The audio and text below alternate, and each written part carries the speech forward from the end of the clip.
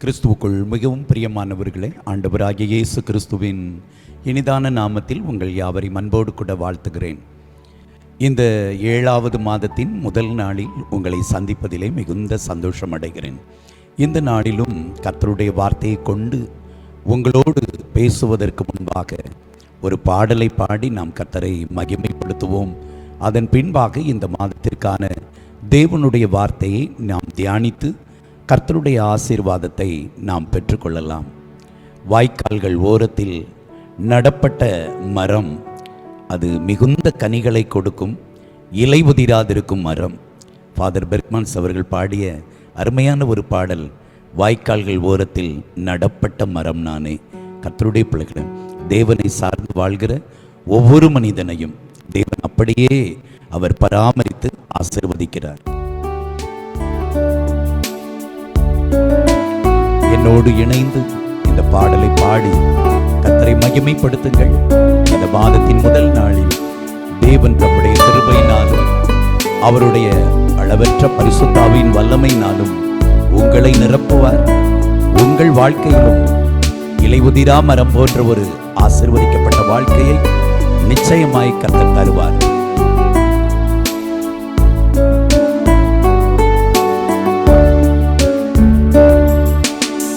வாய்க்கால்கள் ஓரத்திலே நடப்பட்ட மரம் நானே, என் வேர்கள் தண்ணீருக்குள் இலை உதிரா மரம் நான். வாய்க்கால்கள் ஓரத்திலே நடப்பட்ட மரம் நானே, என் வேர்கள் தண்ணீருக்குள் இலை உதிரா மரம் நான். செய்வதெல்லாம் வாய்க்கும், வெற்றி மேல் வெற்றியை காண்போம். கர்த்தரை சார்ந்து வாழ்கிற மனிதன் செய்வதெல்லாம் வாய்க்கும்படியாய் அவர் தம்முடைய நன்மையை அவர்கள் மீது கட்டளையிடுவார். இந்த மாதம் ஒரு வெற்றியை காண்கிற ஒரு மாதமாய் கர்த்தர் உங்களுக்கு நிச்சயமாய் ஆசீர்வதித்து கொடுப்பார் என்கிற நம்பிக்கையோடு பாடுங்கள்.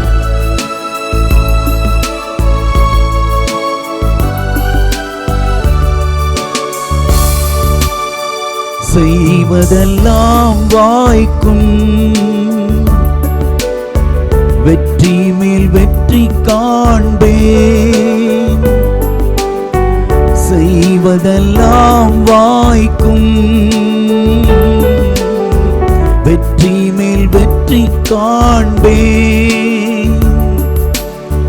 பசுமை எப்போதுமே தப்பாமல் கனி கொடுப்பேன். பசுமை எப்போதுமே தப்பாமல் கனி கொடுப்பேன். எப்போதும் பசுமை தப்பாமல் கனிகள், எப்போதும் பசுமை தப்பாமல் கனிகள். வாய்க்கால்கள் ஓரத்திலே நடப்பட்ட மரம் நானே, என் வேர்கள் தண்ணீருக்குள் இலை உதிரா மரம் நான். வாய்க்கால்கள் ஓரத்திலே நடப்பட்ட மரம் நானே, என் வேர்கள் தண்ணீருக்குள் இலை உதிரா மரம் நான். ஏசாயா தீர்க்கதரிசியின் புத்தகம் 27ஆம் அதிகாரம் அதனுடைய 3வது வசனத்தை நாம் பார்ப்போம் என்றால், கர்த்தராகிய நான் அதை காப்பாற்றி அடிக்கடி அதற்கு தண்ணீர் பாய்ச்சி ஒருவரும் அதை சேதப்படுத்தாதபடிக்கு அதை இரவும் பகலும் காத்துக்கொள்வேன் கர்த்தருடைய பிள்ளைகளை, இந்த மாதத்தின் இந்த முதல் நாளில் கர்த்தர் தம்முடைய வார்த்தை கொண்டு உங்களை திடப்படுத்தும்படியாய் அவர் சொல்லுகிற ஒரு காரியம், இந்த வசனத்தின் ஒரு பகுதியை உங்களுக்கு அழுத்தமிட்டு காட்டுகிறேன். நான் அதற்கு அடிக்கடி தண்ணீர் பாய்ச்சுவேன். நம்முடைய ஆண்டவராகிய கர்த்தர் உங்கள் வாழ்க்கையிலே தம்முடைய வல்லமையும் தம்முடைய பிரசன்னத்தையும், ஒரு மரத்திற்கு தண்ணீர் பாய்ச்சினால் அது எப்படி வளருமோ, எப்படி கனி கொடுக்குமோ, அதுபோல உங்கள் வாழ்க்கை வளமாய் மாறும்படியாய், நன்மையினால் நிரம்பும்படியாய் அவர் தண்ணீர் பாய்ச்சுவேன் என்று சொல்லுகிறார்.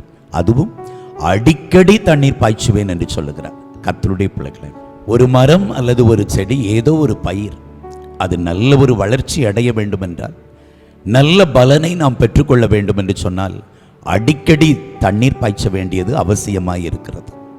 கர்த்தர் சொல்லுகிறார், என் பிள்ளைகளாகிய உங்கள் வாழ்க்கையிலும் நான் அடிக்கடி தண்ணீர் பாய்ச்சுவேன்.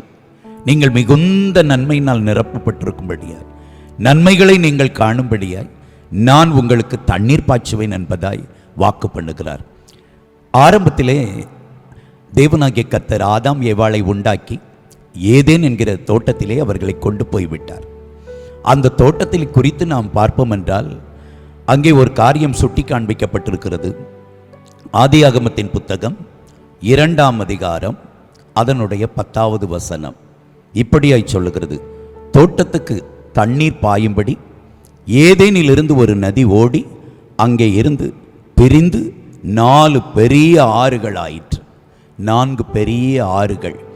இந்த ஏதேன் தோட்டம், தம்முடைய பிள்ளைகள், தம்மால் உண்டாக்கப்பட்ட மனிதன் நன்றாய் சுகமாய் வாழ வேண்டும் என்பதற்காக ஒரு பெரிய நதி, அது 4ஆய் பிரிந்து தோட்டத்தின் எல்லா பகுதிகளிலும் இருக்கிற எல்லா பயிர்கள், தாவரங்கள், மரங்கள், செடிகள், கொடிகள் அத்தனையும் தன் பலனை கொடுக்கும்படியாய் தேவனாகிய கர்த்தர் நதியை 4 பெரிய ஆறுகளாய் பிரிந்து ஓட பண்ணினார். கர்த்தருடைய பிள்ளைகளே, தண்ணீர் பாய்ச்சுதல் என்பது தாவரங்களுக்கு, மரங்களுக்கு எவ்வளவு அவசியமோ அது போன்று தேவ பிரசன்னம், தேவ கிருபை, தேவனுடைய வல்லமை, அவருடைய ஒத்தாசை, அவருடைய பாதுகாவல் ஒவ்வொரு தேவ பிள்ளைக்கும் அவசியமாய் இருக்கிறது. கர்த்தர் இந்த மாதத்தின் முதல் நாளில் சொல்லுகிறார், நான் உங்கள் வாழ்க்கையிலே அடிக்கடியாய் தண்ணீர் பாய்ச்சுவேன், வறட்சி இல்லாத ஒரு வாழ்க்கையை உங்களுக்கு கொடுப்பேன் என்பதாய் வாக்கு பண்ணுகிறார். கர்த்தருடைய பிள்ளைகளே, எரேமியா தீர்க்கதரிசியின் புத்தகம் அதனுடைய 17ஆம் அதிகாரம் 6வது வசனத்தை நீங்கள் பார்ப்பீர்கள் என்று சொன்னால், எரேமியா 17 அதனுடைய 6வது வசனத்தில் ஒரு தாவரத்தை குறித்து, ஒரு செடியை குறித்து இப்படியாய் சொல்லப்பட்டிருக்கிறது, அவன் அந்தர வெளியில் கரளையாய்ப்போன செடியைப் போல் இருந்து நன்மை வருகிறதை காணாமல் வனாந்தரத்தின் வறட்சியான இடங்களிலும் குடியில்லாத உவர் நிலத்திலும் தங்குவான்.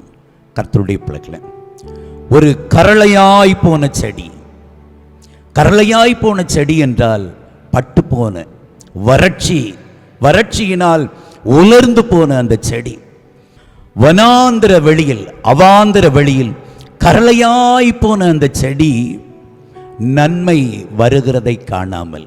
கர்த்தருடைய பிள்ளைகளை, இன்றைக்கும் அநேக ஜனங்கள் இந்த உலகத்தில் நன்மையை பார்க்க முடியாமல் கரளையாய் போன செடியை போல வாழ்ந்து கொண்டிருக்கிறார்கள். ஒருவேளை என் வார்த்தையை கேட்டுக்கொண்டிருக்கிற நீங்களும் கூட, என் வாழ்க்கையும் அப்படித்தான் இருக்கிறது, நன்மையை காணக்கூடாதபடிக்கு கரளையாய் போன ஒரு செடியை போல என் வாழ்க்கை காணப்படுகிறதே என்று சொல்லி அங்கலாய்த்து கொண்டிருப்பீர்கள் என்று சொன்னால், இந்த மாதத்தின் இந்த முதல் நாளில் கர்த்தருடைய ஊழியக்காரனாய் தேவனுடைய வார்த்தையை முன்னிட்டு உங்களுக்கு சொல்லுகிறேன், கரளையாய் காணப்படுகிற உங்கள் வாழ்க்கையை கர்த்தர் செழிப்பாய் நன்மையாய் மாற பண்ணுவார். ஹல்லேலூயா. கர்த்தருடைய பிள்ளைகளே, இந்த கரளையாய் போன செடியை யாருக்கு ஒப்பிட்டு காட்டுகிறார் என்றால், கர்த்தராகிய தேவன் சொல்லுகிற ஒரு காரியத்தை பாருங்கள். எரேமியா 17ஆம் அதிகாரம் 5வது வசனத்தை பாருங்கள். மனுஷன் மேல் நம்பிக்கை வைத்து மாம்சமானதை தன் புயபலமாக்கி கொண்டு கர்த்தரை விட்டு விலகுகிற இருதயமுள்ள மனுஷன் சபிக்கப்பட்டவன் என்று கர்த்தர் சொல்லுகிறார். அவன் அவாந்திர வெளியில், அந்தர வெளியில் கரளையாய் போன செடியை போல் இருக்கிறான். ஒன்றை நன்றாய் கவனித்துக் கொள்ளுங்கள். இன்றைக்கு மனிதர்களுடைய வாழ்க்கை கரளையாய் போன செடியைப் போல மாறுவதற்கு காரணம் தேவனை விட்டு விலகி போகிற ஒரு காரியம்.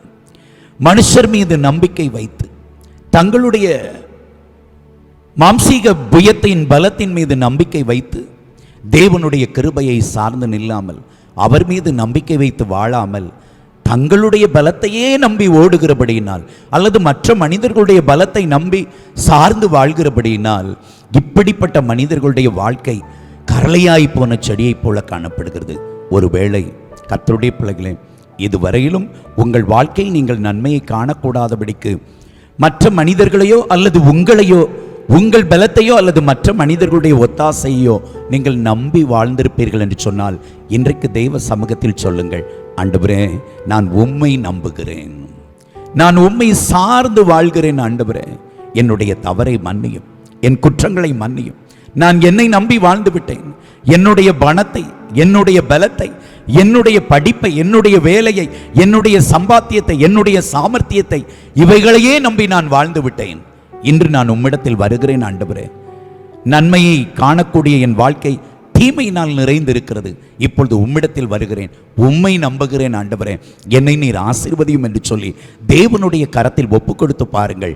கரளையாய் போன செடியைப் போல் இருக்கிற உங்கள் வாழ்க்கையை வாய்க்காலின் ஓரத்தில் நடப்பட்டிருக்கிற ஒரு மரம், ஒரு செடி எவ்வளவு பசுமையாய், எவ்வளவு கனி நிறைந்த ஒரு காட்சியோடு காணப்படுமோ அப்படி போல உங்கள் வாழ்க்கையை மாற்றுவார். ஹல்லேலூயா. அதே எரேமியாவின் புத்தகம் 17ஆம் அதிகாரம் அதனுடைய 7, 8 ஆகிய 2 வசனங்களை பாருங்கள். கர்த்தர் மேல் நம்பிக்கை வைத்து கர்த்தரை தன் நம்பிக்கையாக கொண்டிருக்கிற மனுஷன் பாக்கியவான். அவன் தண்ணீர் அண்டையிலே நாட்டப்பட்டதும் கால்வாய் ஓரமாக தன் வேர்களை விடுகிறதும் உஷ்ணம் வருகிறதை காணாமல் இலை பச்சையாயிருக்கிறதும் மழைத்தாட்சியான வருஷத்திலும் வருத்தமின்றி தப்பாமல் கனி கொடுக்கிறதுமான மரத்தை போல் இருப்பான். ஹல்லேலூயா. பச்சையான மரம், செழிப்பான ஒரு மரம். கர்த்தருடைய பிள்ளைகளே, யாருடைய வாழ்க்கை இப்படியாய் அமையுமா? கர்த்தர் மேல் நம்பிக்கை வைத்து கர்த்தரையே தன் நம்பிக்கையாய் கொண்டிருக்கிற மனுஷன், அவன் வாய்க்கால்கள் ஓரத்தில் தண்ணீர் அண்டையில் நாட்டப்பட்ட ஒரு மரம்.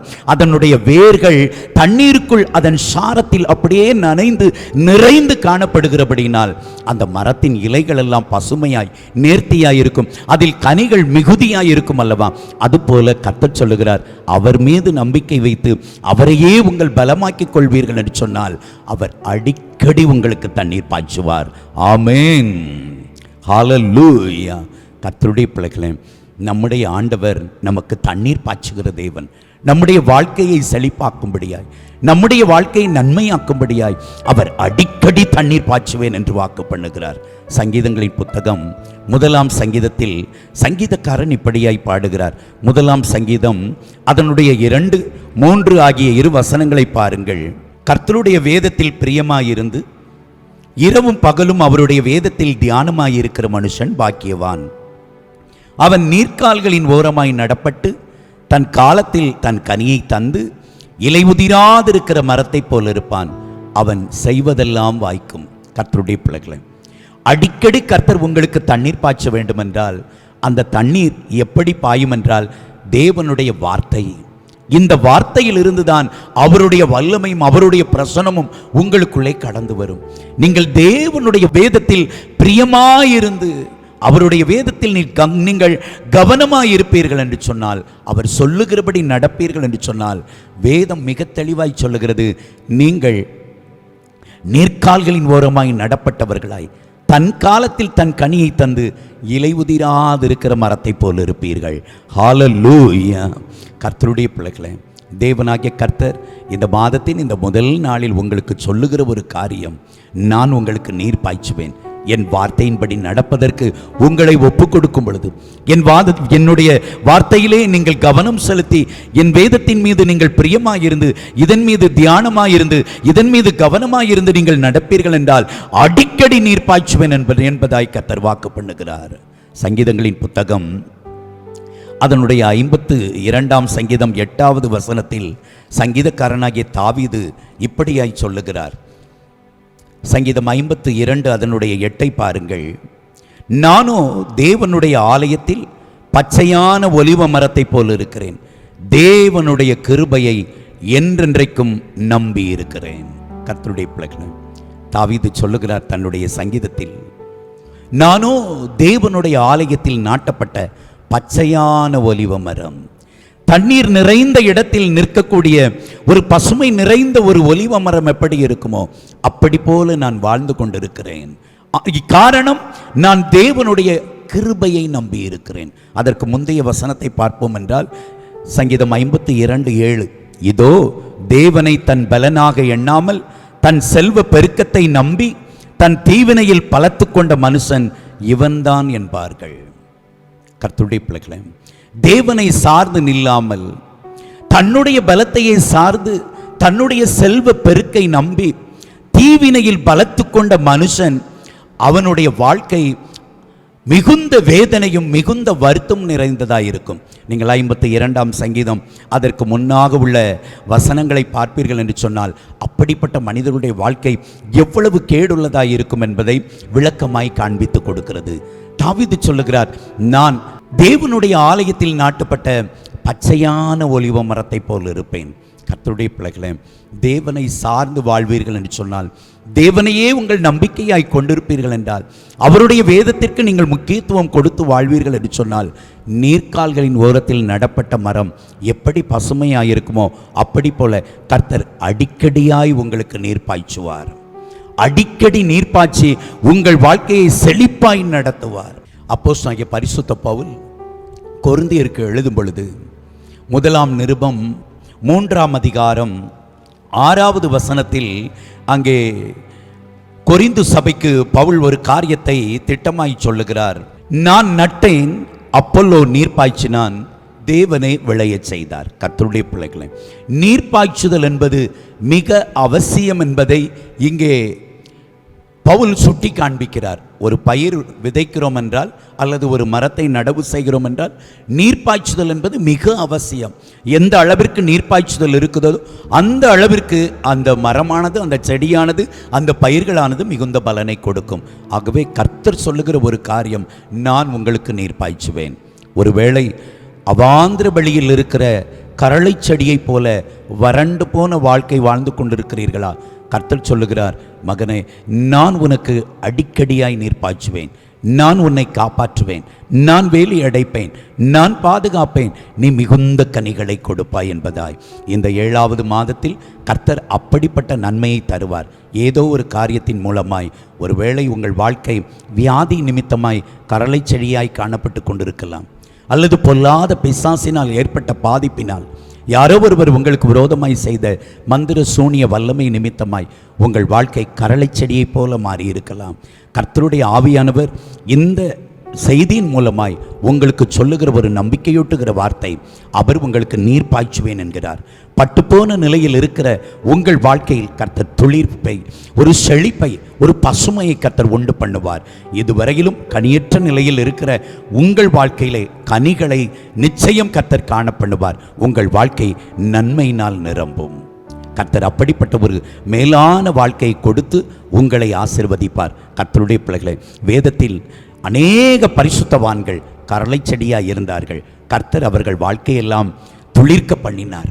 மனம் வீசுகிறதாய், கனிகள் நிறைந்ததாய், அநேகருக்கு நன்மை கொடுக்கிற பாத்திரங்களாய் அவர் மாற்றினார். உங்களையும் மாற்றுவார். ஐயோ, என் வாழ்க்கை இதோடு முடிந்து விடுமோ என்று சொல்லி அச்சத்தோடு இருக்கிற சகோதரனே, சகோதரியே, கர்த்தருடைய பிள்ளைகளை, நீங்கள் யாராக இருந்தாலும் சரி, எப்படிப்பட்ட சூழ்நிலை நிமித்தமாய் நீங்கள் துவண்டு போன நிலையில் காணப்பட்டாலும் சரி, கர்த்தர் சொல்லுகிறார், நான் காப்பாற்றுவேன், நான் நீர் பாய்ச்சுவேன், உங்களை விளைவை காண பண்ணுவேன் என்பதாய் வாக்கு பண்ணுகிறார். கர்த்தருடைய சமூகத்தில் ஒப்பு கொடுப்போமா? ஆண்டவரே, கரளையாயின் போன செடியைப் போல காணப்படுகிற என் வாழ்க்கையை தேவரீர் செழிக்க பண்ணுவீராக. தேவரீர் என் வாழ்க்கையில் பசுமையை காண பண்ணுவீராக. உம்மை சார்ந்து வருகிறேன் ஆண்டவரே. ஒப்பு கொடுப்பீர்களா?